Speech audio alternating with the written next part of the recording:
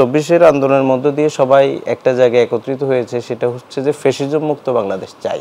আমরা বিগত ৫৩ বছরে আমাদের প্রকৃতপক্ষে মানুষের অধিকার কিন্তু আমরা একদম যদি বিশ্লেষণ করি, কিছু স্তরের লোকরা হয়তোবা নানা সুযোগ সুবিধা পেয়েছে, কিন্তু সত্যিকার অর্থে আমরা সর্বপর্যায়ের মানুষগুলো সেভাবে আমরা সকল শ্রেণী পেশার মানুষ অধিকার পায়নি, নানাভাবে বঞ্চিত হয়েছে।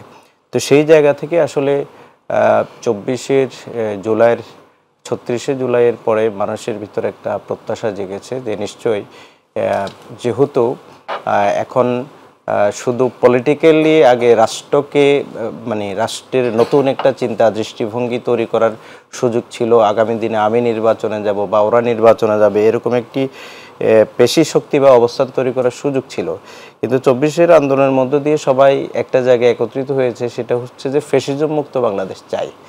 তো সেই জায়গা থেকে আসলে বিএনপি এবং আমরা সবাই ঐক্যবদ্ধ, অর্থাৎ যদি ন্যায় ইনসাফ ভিত্তিক একটি রাষ্ট্র যদি আমরা প্রতিষ্ঠা করতে চাই, আসলে এখানে যুবকদের বিকল্প নাই। যুবকরা যেভাবে ২৪-এ নতুন একটি দুয়ার খুলে দিয়েছে আমাদের জন্য, সাথে শ্রমিক জনতাও এখানে সম্পৃক্ত হয়েছে, আম জনতা সম্পৃক্ত হয়েছে, সেই জায়গা থেকে হয়তো আমির জামাত এই কথা বলেছেন যে সত্যিকার অর্থে মানুষের অধিকার যদি প্রতিষ্ঠিত করতে হয়, যুবকদেরকে জাগতে হবে। মানে হচ্ছে, যেমন ধরেন আমি বিগত ৩টি নির্বাচনে আমি প্রথম ১৪তে যখন ভোট মানে অংশগ্রহণ করি, ১৪ এরপরে হচ্ছে ১৮, ২৪, তো বলতে গেলে একটা ভোটও আমি দিতে পারি নাই।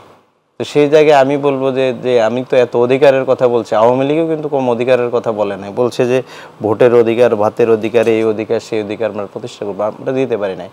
হয়তো আমরা দেখেছি যে এই বিএনপির যারা বিভিন্ন জায়গায়, জামাতে যারা বিভিন্ন জায়গায় উপজেলা এবং জাতীয় নির্বাচনে দাঁড়িয়েছে, তারা যখন ভোট দিতে গিয়েছেন দেখা গিয়েছে তার ভোট সে কিন্তু দিতে পারে নাই।